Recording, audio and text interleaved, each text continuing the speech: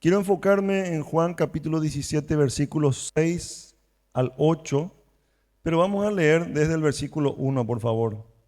Dice la palabra del Señor: estas cosas habló Jesús y levantando los ojos al cielo dijo: Padre, la hora ha llegado. Glorifica a tu Hijo para que también tu Hijo te glorifique a ti. Como le has dado potestad sobre toda carne para que dé vida eterna a todos los que le diste. Y esta es la vida eterna, que te conozcan a ti, el único Dios verdadero, y a Jesucristo a quien has enviado. Yo te he glorificado en la tierra, he acabado la obra que me diste que hiciese. Ahora, Padre, glorifícame tú al lado tuyo, con aquella gloria que tuve contigo antes que el mundo fuese. He manifestado tu nombre a los hombres que del mundo me diste. Tuyos eran y me los diste, y han guardado tu palabra. Ahora han conocido que todas las cosas que me has dado proceden de ti. Porque las palabras que me diste les he dado, y ellos las recibieron, y han conocido verdaderamente que salí de ti, y han creído que tú me enviaste. Mis hermanos, nos vamos a enfocar, como les decía, en los versículos 6 al 8. Y haciendo un repaso breve, en el sermón anterior estuvimos viendo los primeros versículos de Juan, del 1 al 5, y veíamos nosotros a Jesús levantando los ojos al cielo. Y entendíamos por qué Jesús hace ese gesto. Habla con su Padre en la víspera de la cruz. Vimos, mis hermanos, también el domingo pasado que la hora había llegado. Y esa hora no era la hora de su derrota, sino que era la hora de su gloria. ¿Está bien? Vimos que la vida eterna que Él vino a dar no es primariamente duración. No es, la vida eterna no se trata de algo que tiene que ver con una duración de tiempo eterno, sino que se trata de una relación. De eso se trata la vida eterna, mis hermanos. Eso estuvimos viendo el domingo pasado, de una relación con Dios. Se trata de conocer al Padre y al Hijo y al Espíritu Santo. Vimos también que Jesús entró a esa hora con la obra completa en las manos. ¿Por qué? Porque Él dice: he acabado la obra. En el pensamiento de Jesús, esa obra ya estaba hecha. Aunque todavía faltaban esos momentos más importantes, para Él ya estaba acabado. Su obediencia era absoluta, incluso a las puertas, mis hermanos, de algo tan difícil y tan doloroso como era la cruz. Ahora, mis hermanos, en estos versículos del 6 al 8, la oración se vuelve un poco más específica. ¿Sí? Jesús deja de hablar de esa hora y de la gloria en términos generales y comienza a hablar de personas concretas. Yo quiero que usted atienda bien este mensaje, mi hermano. Él comienza a hablar de personas que están a su alrededor. Y también en su pensamiento nos tiene a nosotros, hermanos, cuando habla de estas personas. Habla específicamente de un grupo de hombres que caminaron con él 3 años. Le escucharon, le vieron hacer milagros, le vieron en la gloria de Dios, ¿sí? Pero que esa misma noche lo van a ver arrestado a Jesús, y van a huir con miedo. Y Jesús ora por esos hombres débiles que vieron, que fueron testigos de la grandeza de Jesucristo, pero que aún así todavía siguen siendo hombres. Jesús los nombra delante del Padre, les presenta delante del Padre. Y lo que dice de ellos, mis hermanos, en estos 3 versículos, es uno de los textos más ricos, doctrinalmente hablando, en todo el Nuevo Testamento. Por eso yo quiero que ustedes, mis hermanos, atiendan muy bien a este mensaje. Hay 3 realidades que a mí me gustaría que podamos ver. Y aquí tengo en la pantalla estas tres realidades, mis hermanos. Jesús vino a revelar al Padre. Y esa revelación, hermanos, es el fundamento de todo. Es el punto más importante. Mis hermanos, que Jesús venga a revelarnos al Padre es el punto de partida de todo estudio teológico, de toda revelación de Dios. Segundo, el pueblo que recibe esa revelación no llegó a esa revelación por mérito propio, sino llegó a esa revelación ¿por qué? Porque el Padre eligió a ese pueblo y dio ese pueblo al Hijo, Jesucristo. Enseguida vamos a ver de qué se trata. Y en tercer punto, mis hermanos, la palabra que el Hijo les entregó fue recibida y fue creída. Y esa fe que produjo esa revelación y esa palabra entregada es un don de Dios, no es una conquista humana. Eso me gustaría que podamos ver en esta mañana. Así que vayamos primero dice, el Hijo que revela al Padre. Dice el versículo 6, he manifestado tu nombre a los hombres que del mundo me diste.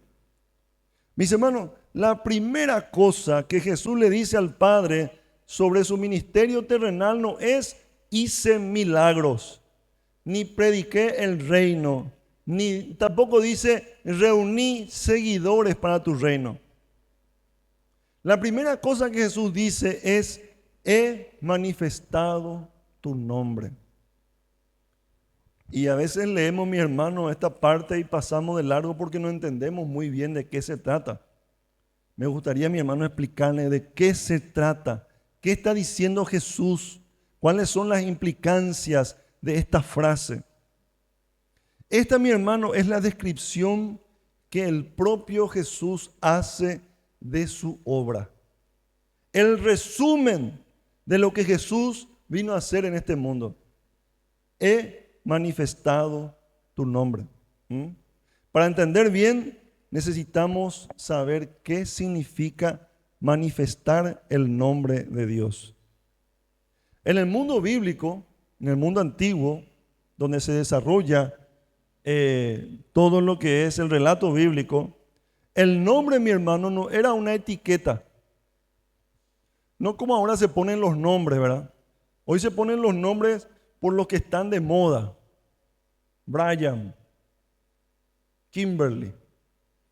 En su tiempo era, qué sé yo, Santiago, Tobías, James o Michael como en Centroamérica, ¿verdad? Nosotros todavía nos quedamos más con el español, ¿verdad? Nombres que sonaban bien, nombres de famosos. Pero en el tiempo bíblico, mis hermanos, el nombre era la expresión del ser de una persona. ¿Se entiende? Era la expresión del ser de una persona. Era la expresión de su carácter, de su naturaleza más profunda. Conocer el nombre de alguien era conocer a esa persona. Por eso, cuando Dios revela su nombre en las Escrituras, mis hermanos, no está dando una información, se está dando acceso a sí mismo. Se está revelando. ¿Se entiende? ¿Se entiende, hermano? Pensemos en el momento más significativo de la revelación del nombre de Dios en el Antiguo Testamento. Vamos a Éxodo capítulo 3, por favor, si me pueden acompañar. Éxodo capítulo 3, versículo 14. Ahí ustedes ven en la pantalla. Éxodo 3,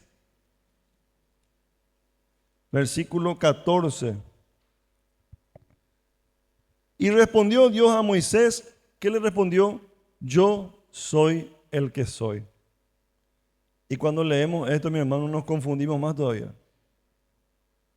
Yo soy el que soy. Cuando Moisés le pregunta, ¿qué nombre voy a decirles? ¿Cómo te llamas, Señor? Yo soy el que soy. En este texto, mi hermano, dice la palabra de Dios que Moisés está delante de una zarza ardiente. O sea, una zarza que arde en fuego, pero no se consume. Y Dios le habla desde esa manifestación. Moisés le dice, si voy a los hijos de Israel y les digo que el Dios de sus padres me envió y me preguntan cuál es su nombre, ¿qué les voy a responder, Señor?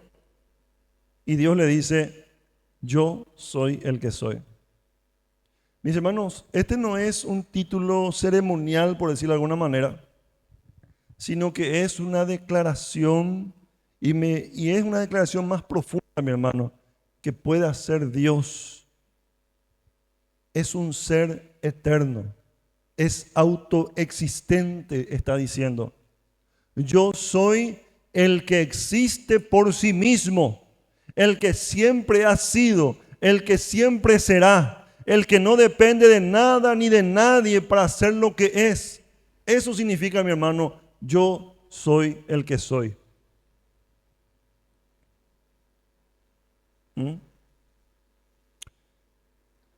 Años después, cuando Moisés pide ver la gloria de Dios, el Señor pasa delante de él y proclama su nombre así: Jehová, Jehová, fuerte, misericordioso y piadoso, tardo para la ira y grande en misericordia y verdad, que guarda misericordia a millares, que perdona la iniquidad, la rebelión y el pecado. Así Dios se manifiesta.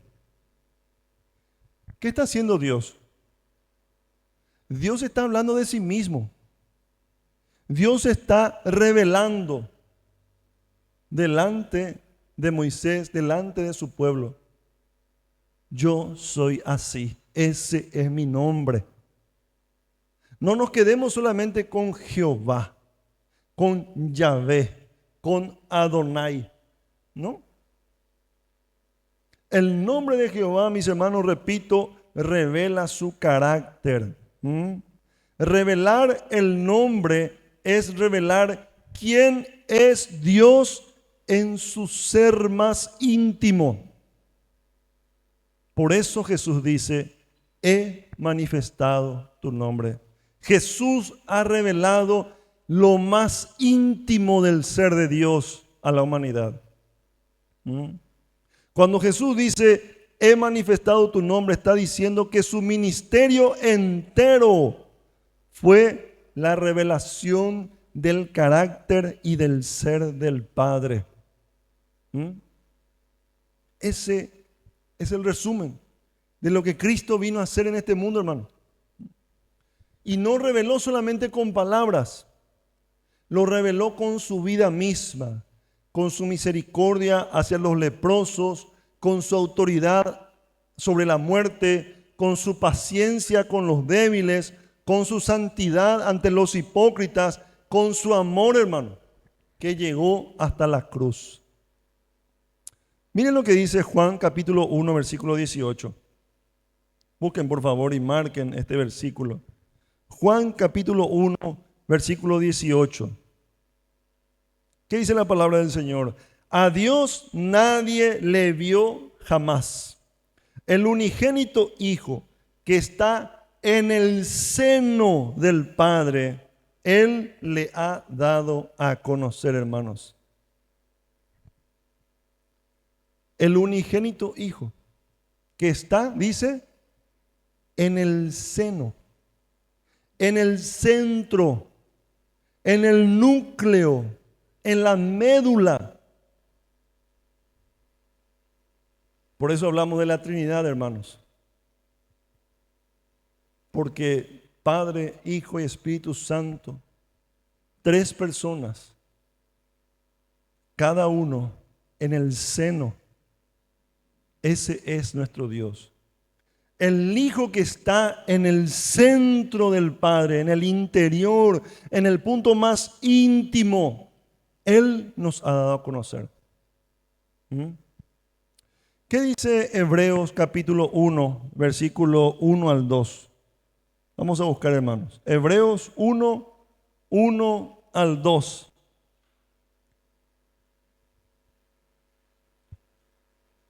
Dice, Dios habiendo hablado muchas veces y de muchas maneras en otro tiempo a los padres por los profetas, en los postreros días nos ha hablado por el Hijo, con mayúsculas, a quien constituyó heredero de todo y por quien asimismo hizo el universo.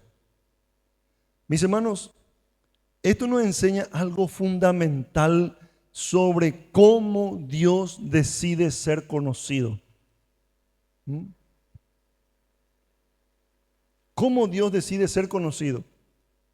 ¿Cómo Dios decide ser revelado? No es conocido por una búsqueda humana, hermanos.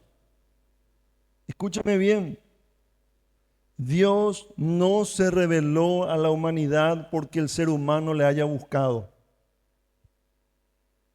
Lo mismo en nosotros. Dios no se nos dio a conocer a nosotros. Esa venda del pecado, esa ceguera espiritual no fue sanada porque nosotros buscáramos a Dios,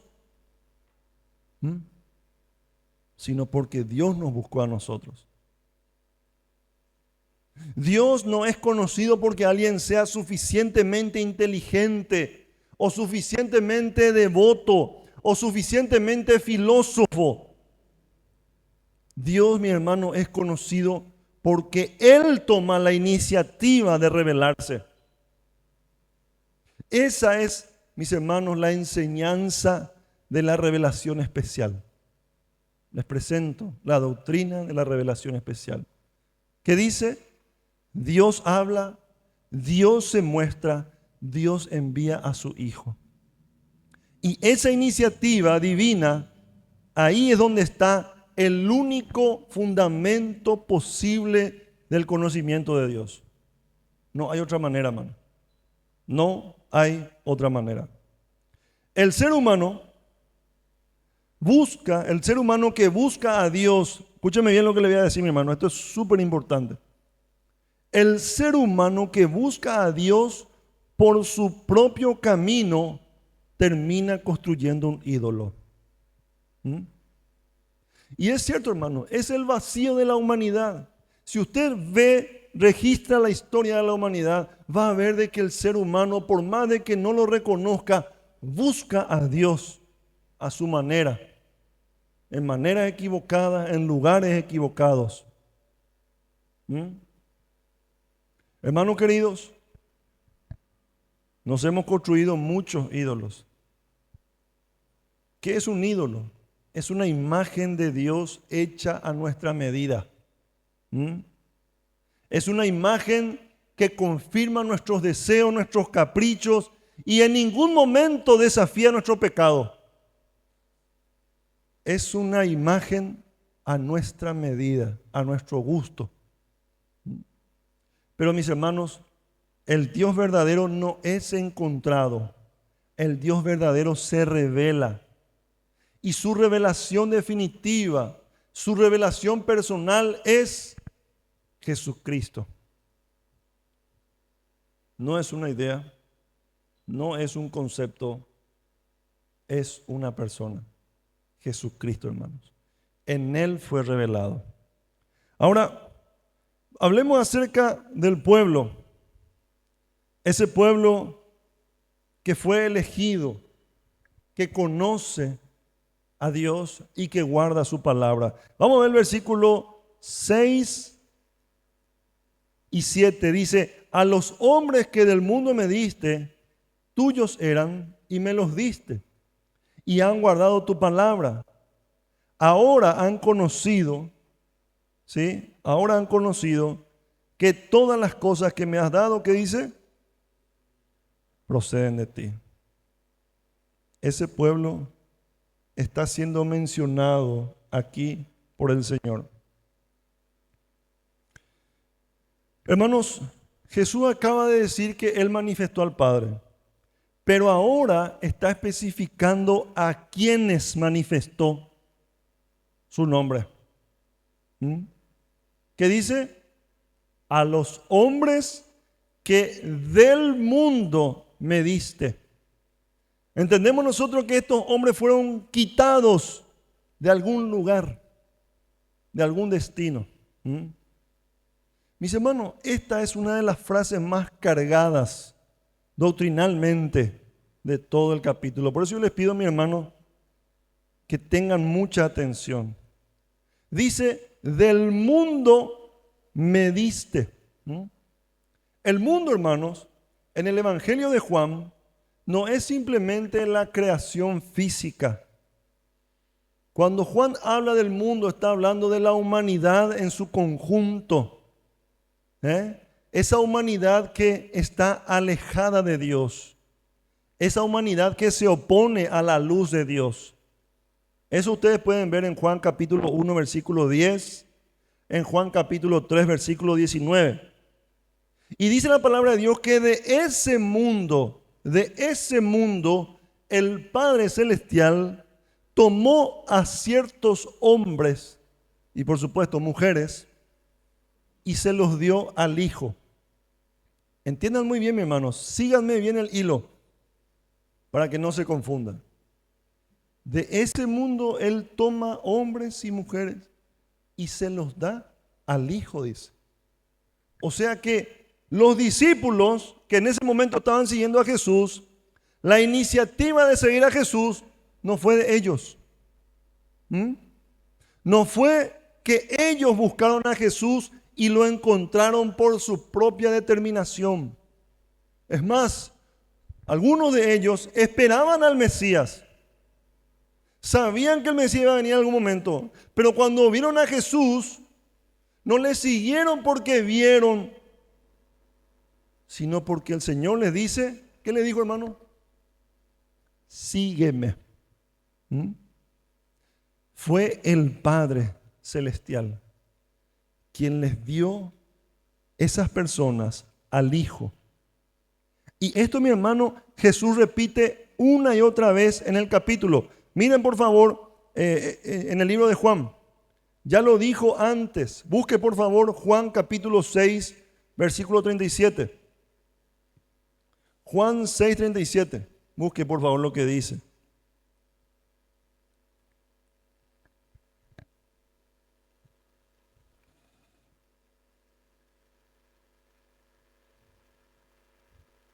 Juan 6, 37. ¿Qué dice?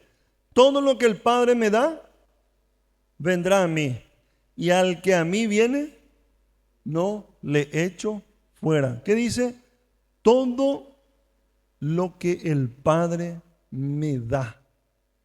El Padre le ha dado. Y vean lo que dice el mismo capítulo, versículo 44. Puede anotar también, puede marcar dice. Este es mucho más claro todavía, el versículo 44. Dice, ninguno puede venir a mí si el Padre que me envió no le trajere. Y yo le resucitaré en el día postero. O sea, mis hermanos queridos, no cualquiera puede venir a Cristo. Solamente los que el Padre le dio. Porque esto no es iniciativa humana, hermanos.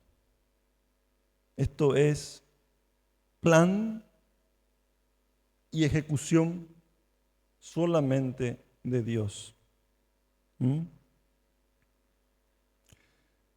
Mis hermanos, esto es lo que se llama la elección soberana de Dios.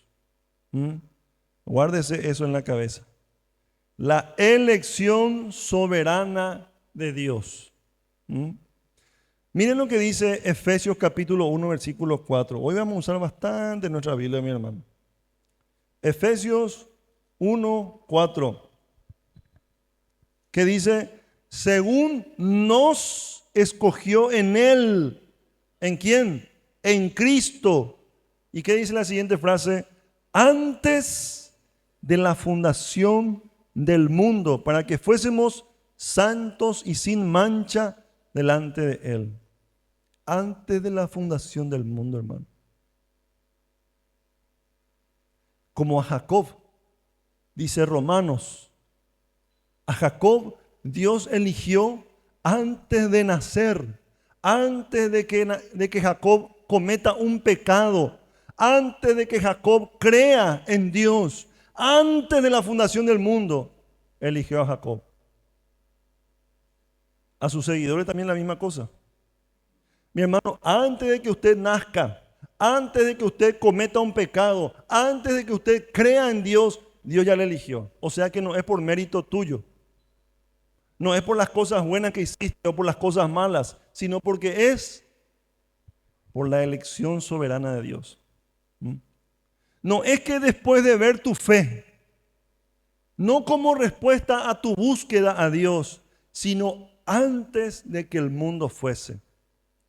La elección, mi hermano, no está fundada en lo que Dios previó o vio anticipadamente en nosotros. Está en su propio propósito y gracia. Si usted me pregunta, ¿por qué Dios me eligió? Yo no sé, hermano. Fue su elección. ¿Por qué Dios le eligió a usted? No sé. Fue su propia elección. Yo no tengo ningún mérito. Yo me conozco a mí mismo, hermano. Y abro mi corazón delante de ustedes y les digo, yo no merezco ser hijo de Dios. Pero Él me eligió. ¿Por qué? Porque Él decidió, hermano. Ese es nuestro Dios. Dios te eligió. Y esta doctrina, hermano, esta enseñanza, a algunos incomoda. ¿Por qué? Yo le entiendo. Porque toca algo profundo en el ser humano. ¿Cuál es ese deseo del ser humano? Es el deseo de sentir que la decisión final está en mis manos y no en las manos de Dios. ¿Cómo nos gusta eso, hermano? ¿Cómo nos gusta decir, yo soy hijo de Dios porque yo le encontré? Yo estaba en una crisis, le busqué al Señor y Él me respondió. No, hermano. Quítese eso de la cabeza. Ese deseo de tener la decisión final acá no corresponde. El texto, hermano, no te va a dejar. ¿Por qué? Porque Jesús no dice los que vinieron a mí. Jesús dice los que me diste, le dice al Padre. El pueblo de Dios es pueblo de Dios porque Dios lo eligió, no porque ellos lo eligieron a Él. ¿Acaso Abraham le eligió a Dios? No. Abraham fue elegido. Fue llamado desde la secularidad, desde la mundanalidad, de la idolatría. Dios le sacó. Y de él hizo un pueblo. Y todos los que tenemos fe hoy en Jesucristo somos descendientes de Abraham. Hay algo más, mi hermano, en este versículo que me gustaría que vean. Hoy tenemos, mi hermano, un desayuno espiritual muy sustancioso. Dice el versículo, tuyos eran y me los diste, dice. Juan capítulo 17, versículos 7. Dice, tuyos eran y me los diste. O sea, antes de ser dados al Hijo, ya eran del Padre. Hay una pertenencia anterior, hay una relación que precede incluso al encuentro con Jesús. Mi hermano, esto nos habla de la seguridad profunda del creyente. Tu seguridad en Dios. No somos del Señor porque en un momento tomamos una buena decisión, que por ahí tomamos una mala decisión y eso se revierte. Hoy somos salvos, mañana no somos salvos. No. Somos del Señor porque el Padre nos dio al Hijo. Y el Hijo, mi hermano, no menosprecia lo que el Padre le dio. El Hijo guarda lo que el Padre le dio. El Hijo valora lo que el Padre le dio. El Hijo da su vida por lo que el Padre le dio. ¿Se dan cuenta, hermano? Y acá aparece la señal visible de esa pertenencia. Si usted me pregunta, pastor, ¿cómo yo sé que pertenezco a Cristo? ¿Cómo yo sé que soy elegido por Dios para ser parte de su pueblo? ¿Qué dice el versículo? Vayamos otra vez a Juan, por favor, capítulo 17. No pierda ese pasaje, por favor. Vamos a volver bastante en lo que resta del sermón, que ya está por terminar. ¿Qué dice? Han guardado tu palabra. Versículo 8. Versículo 6 al final, perdón. Tuyos eran y me los diste, dice, y han guardado tu palabra. Esa es la señal, mi hermano, por la que uno puede decir, yo soy elegido por el Señor. Yo soy parte de su pueblo, yo soy su hijo. Si guardas su palabra. La obediencia, hermano, a la palabra es lo que esa elección del Padre produce. ¿Me explico? No guardamos la palabra para ganar el favor de Dios. Guardamos la palabra porque el favor de Dios ya nos alcanzó y transformó nuestro corazón. Guardar la palabra es resultado de haber sido elegidos por Dios. Y no al revés. Acá, mis hermanos, es lo que vemos, la perseverancia de los santos. ¿Cómo es que los hijos de Dios perseveran en ese camino? ¿Verdad? ¿Cómo es que usted, así como los discípulos en ese momento, perseveramos en la fe? No es por tu mérito, hermano. No es por tu mérito. No es por tu esfuerzo. Si fuera por eso, hermano, hace rato hubiéramos dejado el camino de fe. Hay que ser sincero, hermano. Si fuera por tu mérito, hace rato hubiéramos dejado de ser cristianos. Pero ¿saben por qué perseveramos? Porque lo que el Padre le dio al Hijo no se pierde, hermano. El mismo Espíritu Santo que nos regenera, que produce en nosotros la salvación, que nos salva, también nos sostiene en la obediencia. Hermanos, atiendan por favor.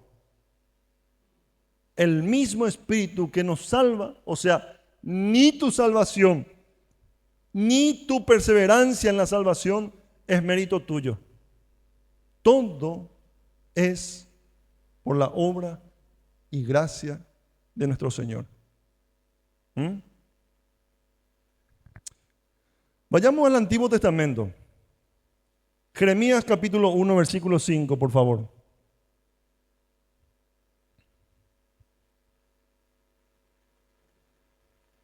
Jeremías capítulo 1, versículo 5. ¿Qué dice la palabra del Señor? Marque por favor este versículo. Antes de que te formase en el vientre, te conocí, dice. Y antes que nacieses, ¿qué dice? Te santifiqué. Te di por profeta a las naciones. Mis hermanos, no hay nada en el nacimiento de Jeremías que explique por qué Dios lo eligió. La explicación de eso está en Dios mismo. Es su decisión. Salvarnos y mantenernos en esa salvación. Vayamos otra vez a Juan, por favor. Versículo 7, capítulo 17, versículo 7.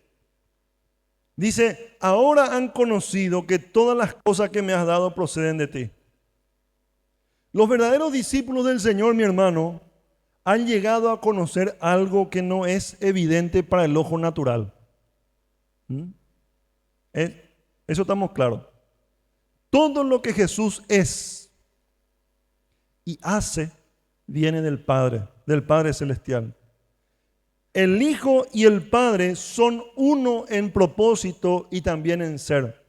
Y este conocimiento, mi hermano, no es fruto de nuestra capacidad. Pedro, en Mateo capítulo 16, versículo 16, le dice: tú eres el Cristo, el Hijo del Dios viviente. Y en el siguiente versículo, Mateo capítulo 16, versículo 17, ¿qué le dice?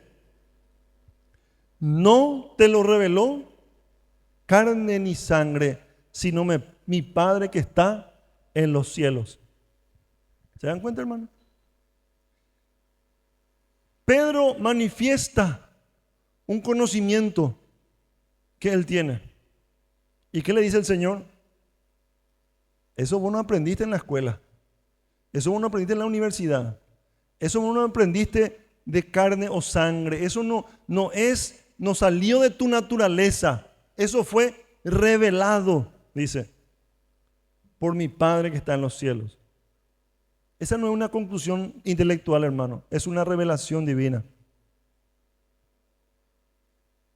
Miren lo que dice, y les pido que busquen, por favor. Primera de Corintios 2:14. Después vamos a volver a Juan 17. Primera de Corintios 2:14. ¿Qué dice? Pero el hombre natural no percibe las cosas que son del Espíritu de Dios. ¿Entendió, hermano? El hombre natural no percibe las cosas que son del Espíritu de Dios. Entonces, ¿cómo nosotros podemos decir de que nosotros por nuestra búsqueda fuimos salvos? Que por nuestros méritos perseveramos en el Señor. Que por nuestros méritos conocemos a Dios. No, hermano. El hombre natural no puede llegar ni a la salvación, ni a perseverar en la salvación, ni a conocer a Dios. Es más, dice, escuchen bien, porque para él son locura y no las puede entender porque se han de discernir espiritualmente. Hermanos queridos, ¿ustedes se dan cuenta de que todo aquí depende de Dios mismo? Busquemos otro versículo, hermano. No se cansen de usar sus Biblias. Mateo capítulo 11, versículo 27. Mateo 11, 27. ¿Qué dice la palabra del Señor? Nadie conoce al Hijo sino el Padre, ni al Padre conoce a alguno sino el Hijo. ¿Y qué dice la última frase? Y aquel a quien el Hijo lo quiera revelar. Así que, hermano, el conocimiento de Dios no es algo que se alcanza, es algo que se recibe, hermano. Voy a mi último punto para terminar. Juan capítulo 17, versículo 8. ¿Qué dice? Porque las palabras que me diste les he dado, y ellos las recibieron y han conocido verdaderamente que salí de ti y han creído que tú me enviaste. Hermanos, este es el corazón pastoral de todo este texto. Acá Jesús traza una cadena de transmisión que viene del Padre, va al Hijo y del Hijo va a sus discípulos. Esa cadena es la palabra. ¿Por qué? Dice, las palabras que me diste. El medio por el cual, mi hermano querido, el Señor se revela y tenemos conocimiento de Dios es a través de su palabra. Las palabras que me diste les he dado, dice. Jesús no vino a predicar su propia doctrina. No vino a enseñar su propia sabiduría. Vino a entregar lo que el Padre le dio. Miren lo que dice Juan 14:10. Ahí nomás está, por eso les pido que busquen, por favor. Juan 14:10, ¿qué dice?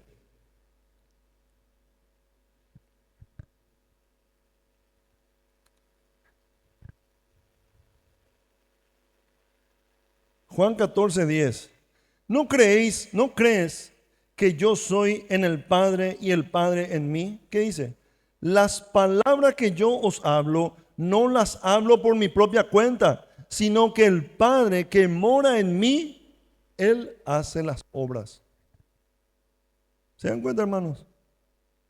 Él habla lo que el Padre le dice, lo que el Padre quiere que nosotros sepamos. El Señor Jesucristo vino a revelarnos. Él vino a entregar lo que el Padre le dio. Juan capítulo 7, versículo 16. Ahí nomás también está.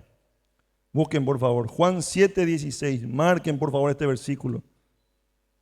Juan 7, 16. ¿Qué dice la palabra del Señor? Jesús le respondió y dijo: mi doctrina no es mía, sino de aquel que me envió. La palabra que llegó a los discípulos de Jesús, ¿dónde tiene su origen, hermano? En el Padre. Pasa por el Hijo y llega a sus discípulos. Y luego en el versículo 7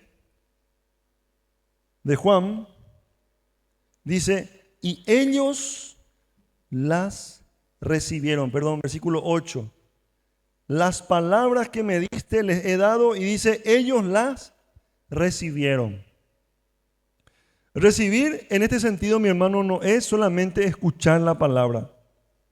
Recibir significa abrazar la palabra, alojar en nuestro corazón, dejar que tome residencia en el corazón y comience a ordenar nuestra vida desde adentro. Eso significa recibir la palabra.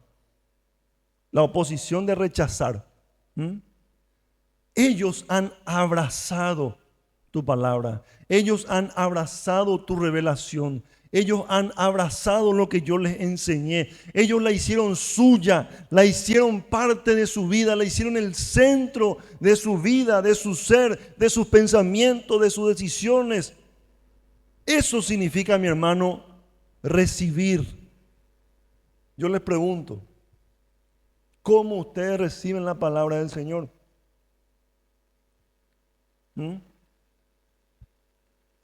Depende, pastor. Si me despierto bien, si me despierto mal. Depende de los momentos que estoy en mi vida.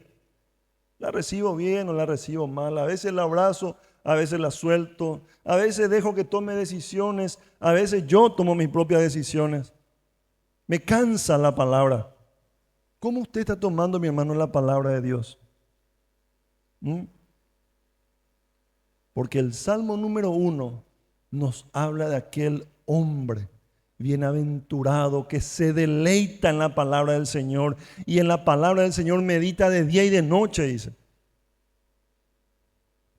Dios nos haga ese tipo de hombres, y a mis hermanas también.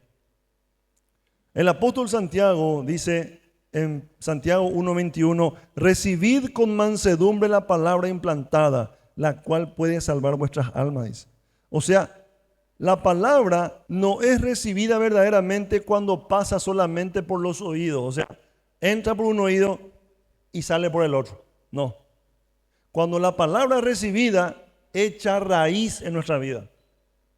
Se hace el centro, hermano.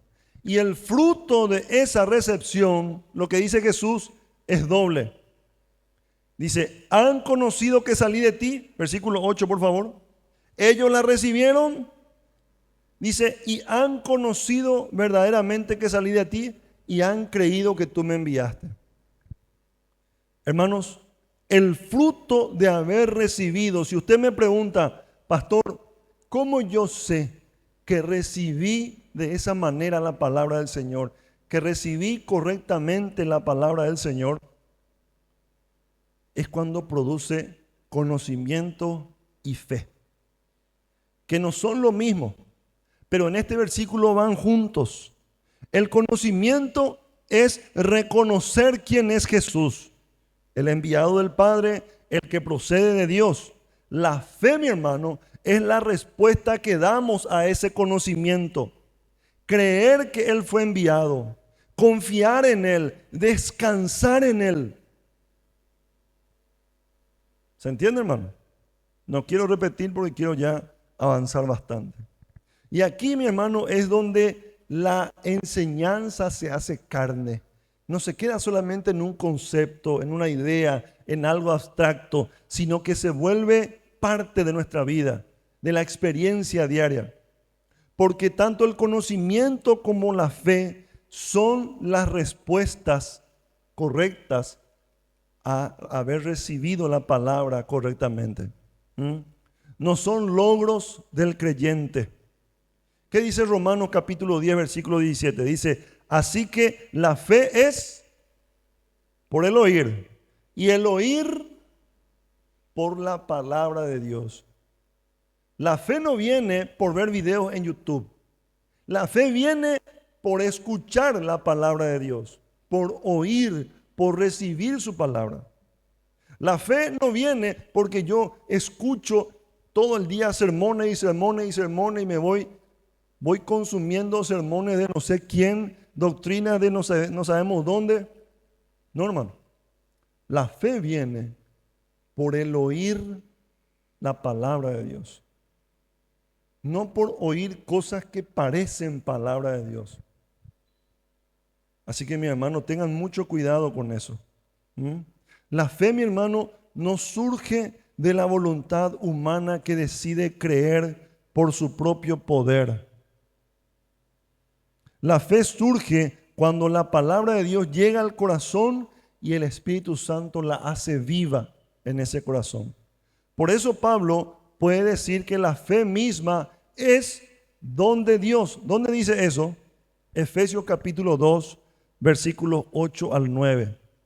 ¿Qué dice? Por gracia sois salvos por medio de las obras. No, por medio de la fe. Y esto no es de ustedes, dice, no de vosotros, pues es don de Dios. ¿Entienden, hermanos? Esto tiene 3 consecuencias pastorales y voy terminando.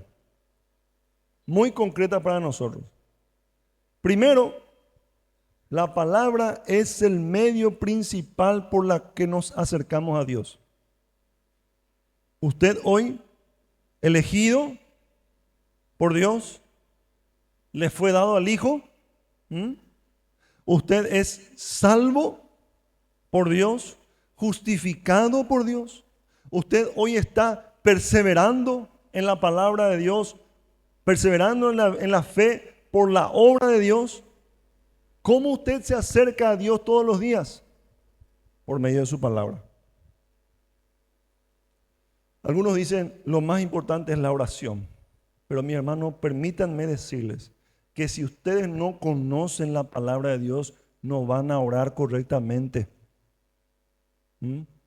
Ustedes, si no conocen la palabra de Dios, van a estar pidiéndole cosas a Dios que Dios ya te prometió.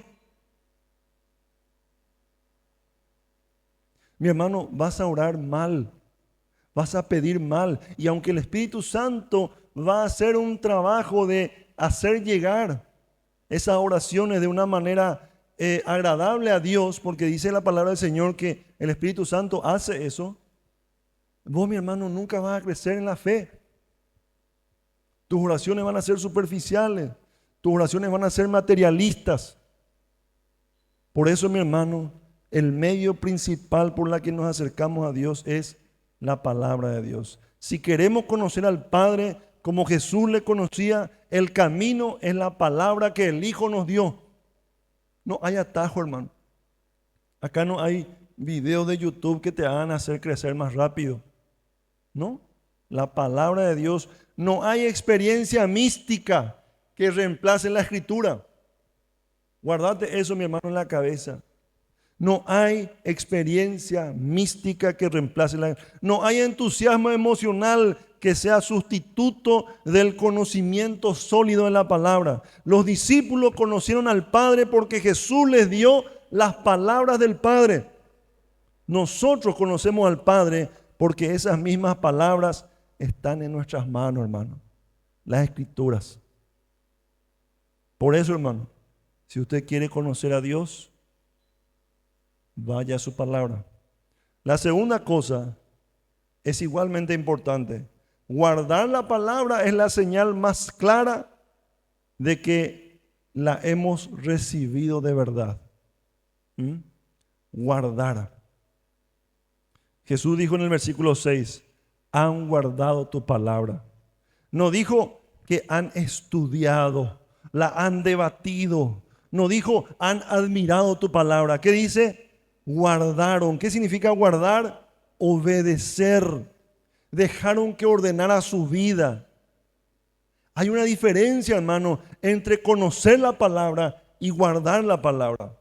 Muchos conocen la palabra, pocos guardan la palabra, hermano. Y Jesús presenta la señal de guardar la palabra como evidencia de la fe verdadera.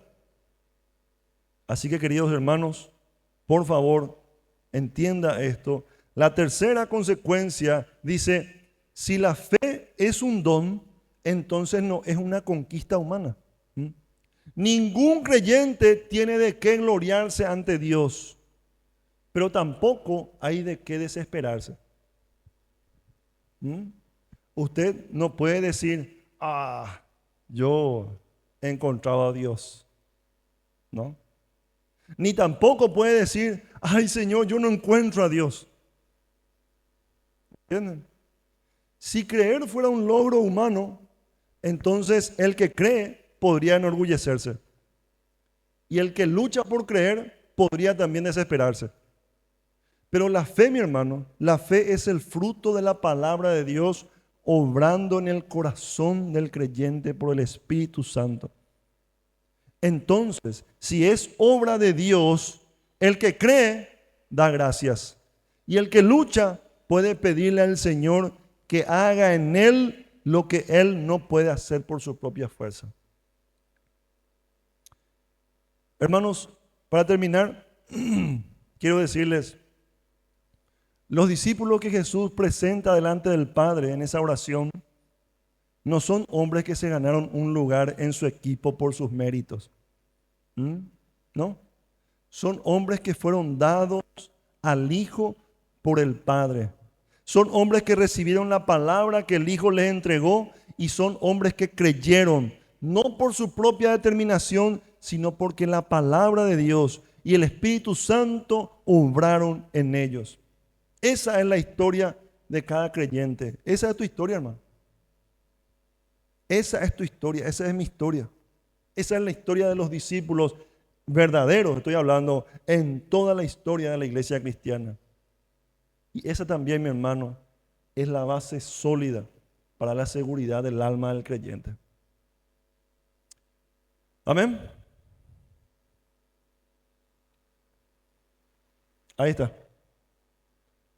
El Padre eligió un pueblo, se lo dio al Hijo. El Hijo les manifestó el nombre del Padre a ese pueblo, les entregó la palabra, ellos la recibieron, la creyeron y conocieron a Jesús. Miren lo que dice abajo. Ningún eslabón de esa cadena es humano en su origen. Toda la gloria es de Dios. En ninguna parte nosotros, hermanos, tenemos un mérito. Todo es para gloria del Señor. Amén. Oremos. Padre, gracias, Señor, porque no esperaste que te buscáramos, Padre. Tú tomaste la iniciativa. Enviaste a tu Hijo, Señor. Nos diste su palabra. Y por tu Espíritu Santo, Señor, esa palabra echó raíz en nosotros, Señor. Perdónanos cuando tratamos la Escritura, tu palabra, como un texto para admirar en lugar de una palabra para guardar, Señor. Danos hambre, Padre, de conocerte más. No solamente de saber más cosas de ti, sino de conocerte a ti, Señor. Y que la fe que tú mismo pusiste en nosotros crezca cada día, Señor, hasta que te veamos cara a cara. En el nombre de Jesús, nuestro Señor y Salvador. Amén.